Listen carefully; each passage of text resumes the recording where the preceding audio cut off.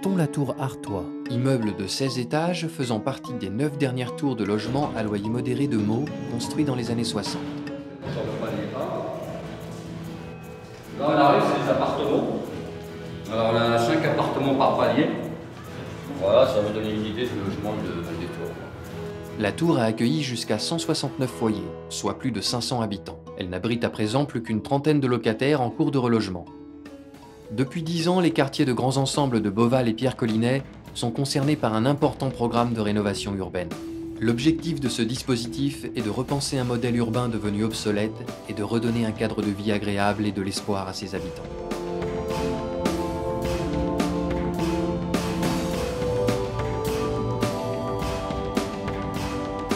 À une époque où mes parents sont venus habiter à Meaux juste après la guerre, et tout ce qui nous entoure ici n'existait pas. Ce n'était que des champs, une ferme, une usine qui était là depuis longtemps, et puis voilà. À l'époque, pour faire face à la démographie, donc l'État était obligé de construire des logements. Maintenant, tout le monde critique, mais il faut voir à l'instant T pourquoi cette construction a été construite. Parce qu'il y avait un surplus de population, des gens qui venaient de l'extérieur. Et en plus, c'est pas tellement vieux, c'est 66, donc la France était en plein boom économique. Lové dans les méandres de la Marne, la ville de Meaux se déploie à 50 km de Paris et compte 54 000 habitants. Dans les années 60, la ville est intégrée au schéma directeur d'aménagement et d'urbanisme de la région de Paris. Partout vous survolerez des villes dans le genre de celle-ci.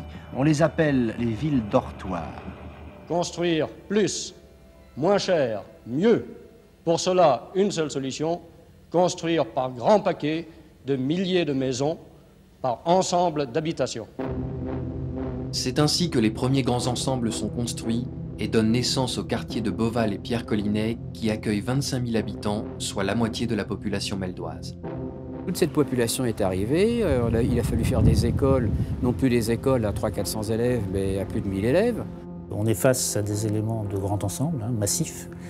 Des bars sur la Pierre-Collinet qui représentent 100 mètres de longueur, 300 logements, des tours qui font 50 mètres de hauteur, 22 étages. Avec le regroupement familial des années 70, s'est mis en place progressivement sur ce secteur des typologies type grande famille. La vie dans le quartier, c'était une vie de village. Tout le monde se connaissait, se fréquentait. Je m'appelle Madame Diakité Kadi et puis mon surnom c'est Mama Kadi.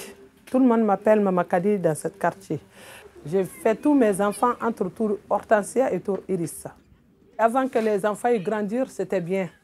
Mais quand les enfants ont commencé à grandir avec tout ce qui se passe dans les quartiers, donc les quartiers c'est devenu autre chose.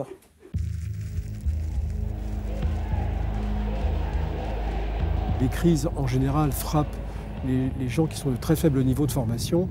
Et donc là, nous étions dans un gisement, si vous voulez, de public à faible niveau de formation.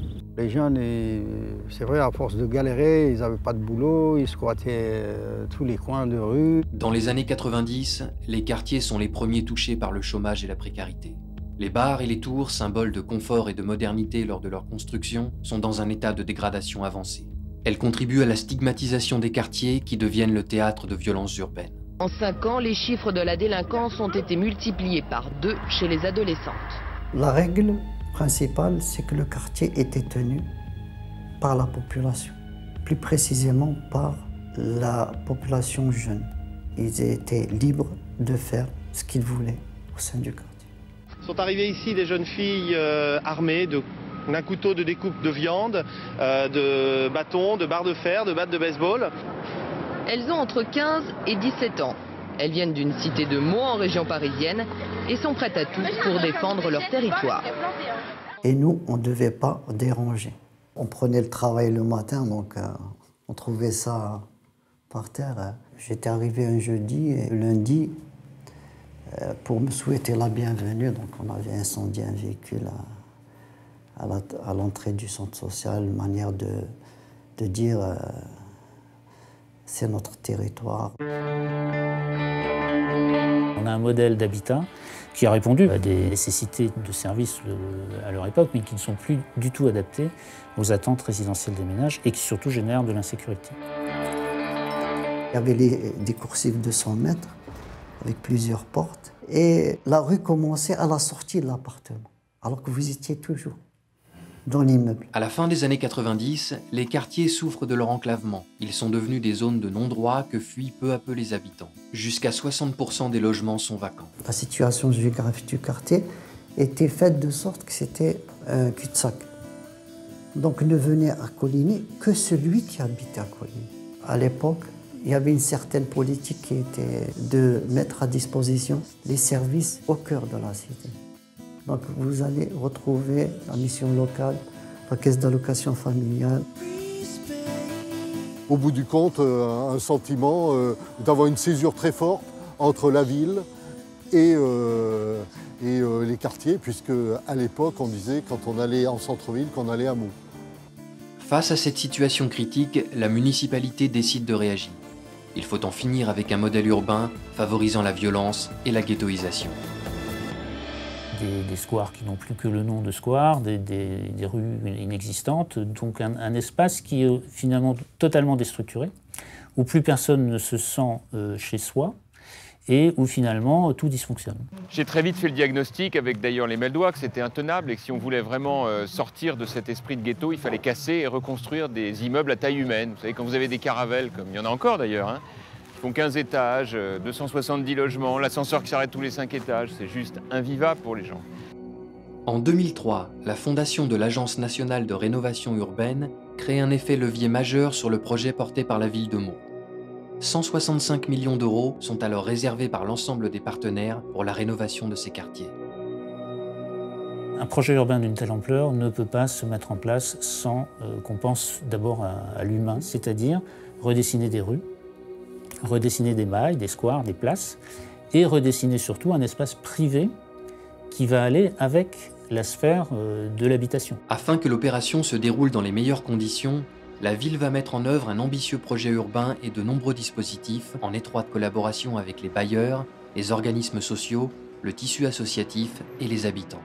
Le fait de passer d'une barre de 300 logements à des unités résidentielles de 30-35 logements, il est clair que les habitants savent se projeter, se dire on va entrer dans des habitats résidentiels où il sera plus facile de se connaître, d'avoir une vie sociale, etc.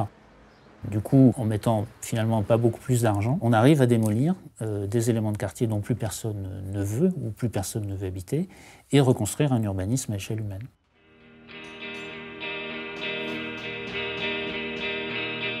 Trois logements par bâtiment.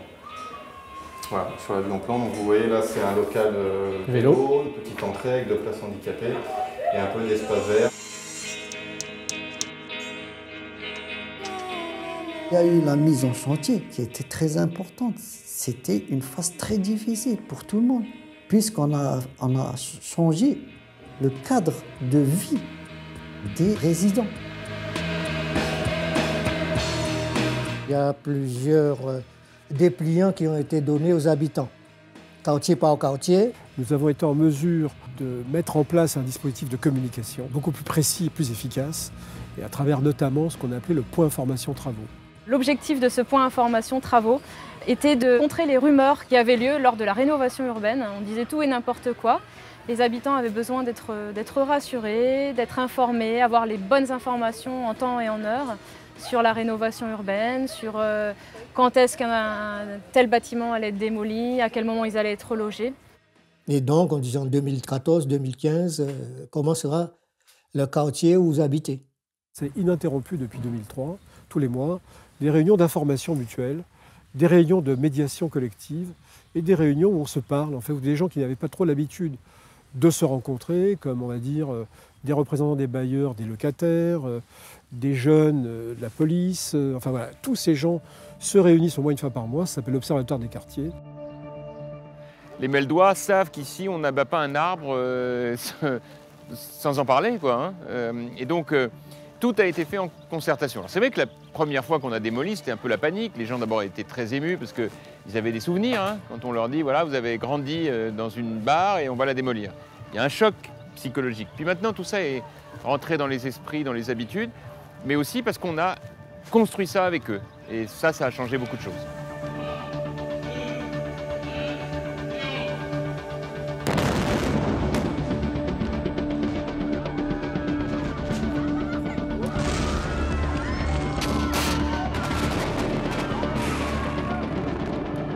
il y a beaucoup de gens qui assistaient à l'extérieur parce qu'il y avait un périmètre de sécurité. En plus, les gens regardaient, « Ah, j'ai habité là ». Vous voyez, donc il y a des gens qui regrettaient qu'on démolisse le bâtiment parce qu'ils ont vécu là, ils ont eu des enfants qui ont grandi. Les gens discutent, il y a des gens qui sont nés dans cet immeuble-là, qui commencent à chialer, ils disent voilà, et ils perdent leurs souvenirs, quoi. Cette période d'incertitude et aussi le stress généré par les démolitions ont laissé croire à certains qu'ils risquaient d'être les victimes de ce que nous étions en train de faire. Pour moi, c'était une bonne nouvelle, mais pour certaines personnes, ils ne trouvent pas que c'était bien. Parce qu'ils se sont dit qu'ils vont nous séparer, qu'on ne va pas trouver la vie comme avant. Parce que ce n'était pas une vie. Mais tant qu'on est dedans, on ne sait pas. Il faut sortir dans ce trou-là pour voir d'autres vies. Hameau, en Seine-et-Marne, détruit selon la technique de l'implosion par foudroyage intégral, une émotion pour les quelques 250 familles qui y vivaient. Elles sont bien sûr relogées. À la place, des habitats à taille humaine seront construits avec des programmes d'accession à la propriété. Les gens ont le choix de choisir là où ils vont, quel type de logement ils veulent et tout. Tout ça, ça a été expliqué. Moi, mon association, c'était assurer ces familles-là en disant qu'ils vont vous donner l'appartement là où que vous voulez. Ils ne vous obligent pas à aller à l'endroit que vous ne voulez pas. Donc ce qui s'est passé, c'est qu'on ne pouvait pas d'emblée dire aux familles « allez hop, vous séparez ». Comme le renouvellement urbain et les travaux duraient un certain temps, nous avons réservé les bâtiments de la Pierre Collinet qui étaient destinés à être démolis le plus tard possible pour en faire, si vous voulez, un sas de préparation à la décohabitation. 1132 ménages ont été concernés par le relogement. Pour que les déménagements et la décohabitation se passent dans les meilleures conditions, le tissu associatif et la régie de quartier ont été mis à contribution. La régie de quartier a eu un rôle actif, si vous voulez, à travers les sous-traitances, les co-traitances, pour être présent sur le champ de l'emploi au bénéfice des habitants du quartier. C'est-à-dire une fois qu'on a l'accord du locataire, tout ça, pour déménager, qu'on lui trouve le logement, c'est la régie qui s'occupe avec les moyens qu'elle a, les camionnettes, les ouvriers, tout ça, qui le déménagent et qui le ramènent chez lui. Moi, en tout cas, ils m'ont fait mon déménagement comme toutes les autres. On n'avait pas eu de problème, rien. Tous les matériels qui sont lourds, c'est eux qui ont fait tous les déménagements.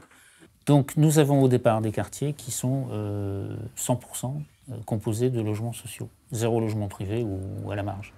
L'idée dans la reconstruction, c'est de diversifier. Il y a eu un décloisonnement physique, c'est-à-dire certains murs sont tombés. Vous voyez. Par contre, il fallait faire tomber les murs de l'esprit. Il fallait décloisonner les esprits.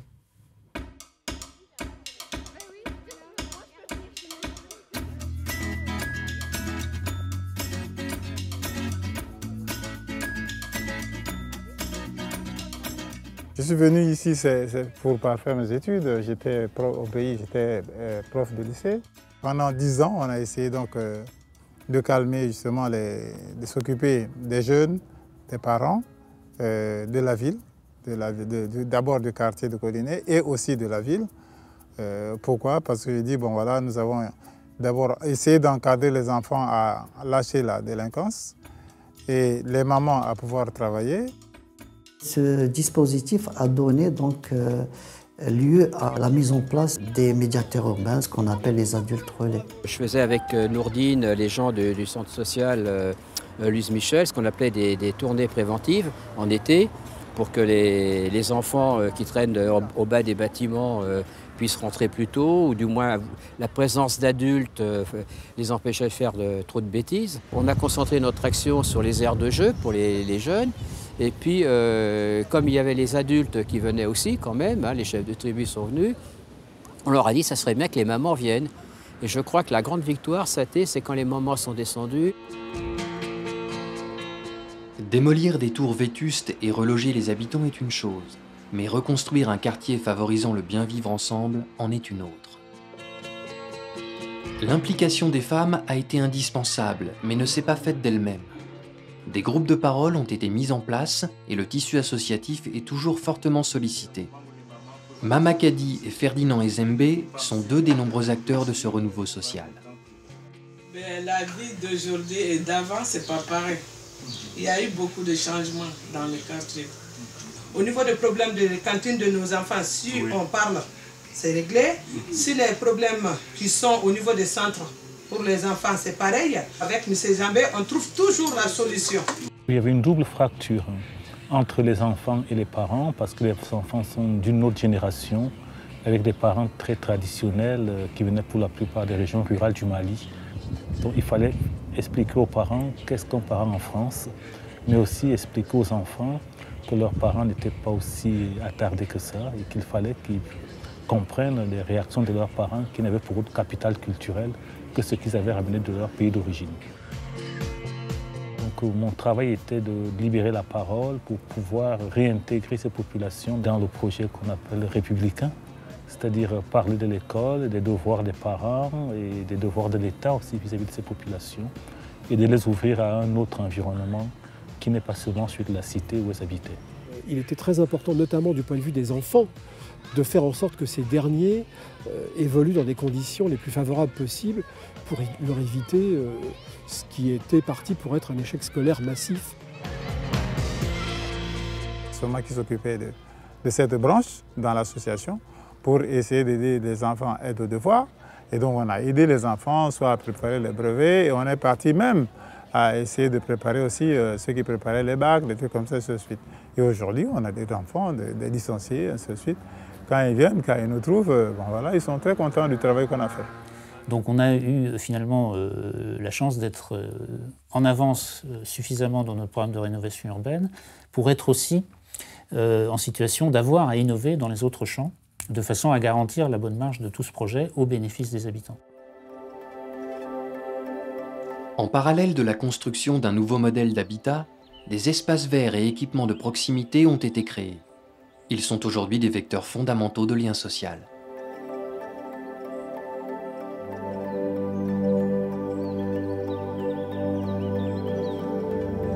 Donc là, on a vraiment un échantillon de nouveaux quartiers d'urbanisation qui est vraiment intéressant parce qu'on reconquiert la rivière, on remet à disposition des habitants 150 hectares de parc naturel aux portes des quartiers. On ouvre même une plage en rivière, cerise sur le gâteau. C'est beau encore parce qu'il y a la forêt, les champs des oiseaux, vous avez vu les canards, les lacs, ainsi de suite. Et après, nous avons la plage. Et donc, on est ouvert. Et ça, c'est aussi un outil social extraordinaire parce que là, on arrive maintenant en été. Ce sont à nouveau des milliers de personnes qui, tout l'été, vont bénéficier de ces espaces magnifiques. En été, comme ça, les gens ils se baladent, ils viennent voir la famille qui vient les voir.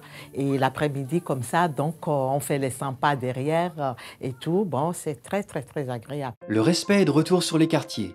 D'importants dispositifs de prévention de la délinquance et de vidéoprotection ont été mis en place pour lutter contre l'insécurité. Si on fait le point 10 ans après, les interventions de police se font de manière sécuritaire. La vidéosurveillance, qui est un point fort, qui permet à l'heure actuelle d'augmenter le pourcentage d'élucidation des affaires et également d'anticiper sur les événements. Donc on a aujourd'hui des quartiers qui sont, on pourrait dire, pour l'essentiel, sortis de cette espèce de nos futurs pour entrer dans une vie ordinaire de la ville où tous les problèmes ne sont pas résolus, mais en tout cas, des dynamiques sont en place. Le tissu commercial également, parlons-en, a été totalement renouvelé. Les commerçants aussi font tout pour maintenir leur commerce, voilà, que ça évolue. Écoutez, ça fait 8 ans que je suis là, si ça se passait mal, il y a longtemps que je suis parti. C'est ça qui est bien à Meaux, c'est une population un petit peu homogène, on voit un petit peu de toutes les cultures. Après 10 ans d'efforts et de persévérance, la tendance s'inverse enfin pour les quartiers de Beauval et Dunant-Pierre-Collinet. Le désenclavement et les nouveaux logements attirent la population extérieure, la même qui avait fui l'insécurité quelques années auparavant. La clientèle vient de l'extérieur. Voilà. C'est ça qui fait le charme du quartier. Nous avons revu des gens des classes moyennes revenir sur Beauval, puisque c'était des quartiers qui s'étaient paupérisés au fil du temps. Avant, les quartiers étaient exclusivement composés de logements sociaux. Aujourd'hui, on a plusieurs offres d'habitat qui permettent effectivement d'avoir des gens qui viennent un peu de l'extérieur. On a des gens du centre-ville qui souhaitent maintenant venir habiter dans les quartiers alors que c'était inimaginable il y a une quinzaine d'années. Les quartiers offrent désormais de nouveaux espaces publics. Un nouvel équilibre est à trouver en sensibilisant les habitants au respect de leur environnement de proximité. Pour ce qui nous concerne, nous, hameaux, nous avons prélevé l'animatrice du point formation travaux lorsque ce dernier a été fermé pour lui demander de prendre la charge de la gestion urbaine de proximité. C'est un travail de longue haleine au niveau des habitants pour que les habitants se sentent bien dans leur quartier. Il est important de les impliquer dans des projets, du respect de l'environnement, du respect du cadre de vie. Et là, nous avons mis en place un projet qui prend une grande ampleur, qui sont les diagnostics en marchant. Donc les diagnostics en marchant permettent aux habitants et aux partenaires institutionnels de relever ensemble les dysfonctionnements d'un quartier et également les atouts d'un quartier et les pistes d'amélioration. Il faut intéresser aux gens à l'envie de leur quartier. Et c'est ce qui est bien d'ailleurs. Si vous vivez dans un quartier où vous ne vous sentez pas bien, c'est pas la peine d'y rester. Par contre, s'il y a des problèmes qu'on fait remonter au niveau de la municipalité, il y a certaines choses qui pourront être résolues. Fédérer les habitants pour favoriser l'appropriation de ces quartiers rénovés ne suffit pas. Leur devenir passe par la mobilisation de la jeunesse. Pour construire un avenir positif, d'autres perspectives doivent être offertes aux nouvelles générations. C'est ces enfants qui vont devenir des adultes et qui vont être responsables, qui vont pouvoir parler à leurs enfants des gestes éco-citoyens, ce genre de choses. Donc on a vraiment espoir que ça porte ses fruits de plus en plus sur les années et les décennies à venir. Les enfants, par effet induit sur les adultes, ont une influence réelle et concrète. Il y a des choses innovantes qui ont été créées. Par exemple, le DPS, le dispositif de poursuite de scolarisation. Ce qui permet, quand un conseil de discipline prend une décision, j'allais dire un changement d'établissement, une exclusion d'établissement, c'est que l'élève en question, au lieu d'attendre des semaines avant d'être repris en charge par un autre établissement, de devenir un électron libre au niveau de la cité, il est capté par ce dispositif qui continue, j'allais dire, la scolarité. On a des parents, d'abord des papas beaucoup plus présents, de plus en plus investis dès les petites sections, qui accompagnent, qui viennent aux livrets, qui viennent aux réunions, qui viennent aux journées portes ouvertes. On a des parents qui s'investissent d'une manière différente, mais en tout cas plus dans le scolaire. Aujourd'hui, la ville est en effervescence. C'est la fête des quartiers. Elle se déroule au grand air dans la convivialité au parc Chenonceau. Cet espace vert doit son nom à la caravelle qui y trônait il y a une dizaine d'années. Une manière de regarder le futur tout en se souvenant du passé. J'habite à Meaux depuis 1982, donc vous voyez vu que j'ai connu les tours, la démolition de tours de Collinet, la démolition d'une partie de Beauval maintenant, et progressivement ça avance et on voit le changement. La manifestation est organisée par l'espace Caravelle, équipement culturel implanté au cœur du quartier. Le symbole, c'était qu'à la place d'une autre caravelle, on ait fait un espace culturel. Parce que je croyais absolument indispensable qu'il y ait de la culture pour les habitants ici à Beauval, et ça aussi, ça a été une grande réussite. L'espace Caravelle, il était créé en 2007. Pourquoi ? Parce que le maire a décidé à un moment donné avec le conseil municipal d'ouvrir un outil culturel de proximité. Donc les papas et les mamans, au départ, les enfants venaient tout seuls, mais c'était pas grave, ils venaient quand même, donc c'était bien. Et après, les papas, les mamans ont commencé à venir, les choses comme ça, et c'est vraiment familial. Oui, franchement, ça c'était une bonne initiative, notamment pour les concerts. J'ai des amis rappeurs qui font leurs concerts là-bas.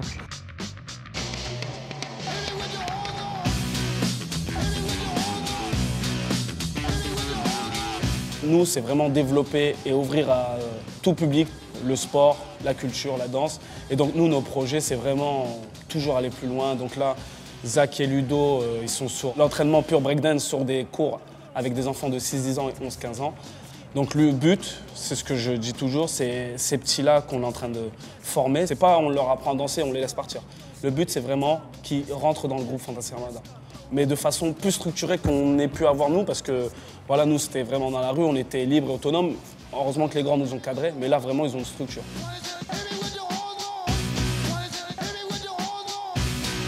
Voilà, on propose pour tout le monde. Vraiment, c'est... et puis que ça continue. Voilà, que les gens soient contents de venir nous voir, qu'ils viennent, qu'ils rentrent avec leur sourire et qu'ils partent avec le sourire. 10 ans d'investissement et d'implication ont eu un effet déclencheur sur le renouveau d'ensemble de la ville. Au terme de cette première phase du projet, 270 millions d'euros auront été investis, plus de 1600 logements démolis et 3000 habitations reconstruites. 2 tours seront détruites en 2016. Cependant, les 3000 habitants des 7 dernières tours restent en attente de la poursuite du projet pour bénéficier à terme d'un habitat et d'un environnement urbain entièrement renouvelés. Moi, ce que je souhaiterais pour le quartier, c'est que les jeunes trouvent du boulot. Il ne faut pas juste casser les tours. Il faut casser les tours pour reconstruire des immeubles à taille humaine de 4 étages. Il faut qu'il y ait des commerces, il faut qu'il y ait de la culture, du sport, il faut qu'il y ait de la sécurité. Et puis il faut de l'emploi aussi, parce que sinon, les gens, qu'est-ce que vous voulez, s'ils ne trouvent pas d'emploi, ils ne peuvent pas rester.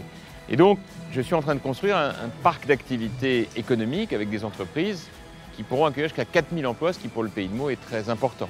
Si on a réussi un certain nombre de choses ici à Meaux, et si elles continuent à fonctionner, c'est parce qu'il y a une dimension de transversalité qui est permanente. Quand vous allez vers la ville, vous voyez, c'est les mêmes choses qui progressent et que bon, voilà, notre ville est vraiment agréablement en train de changer.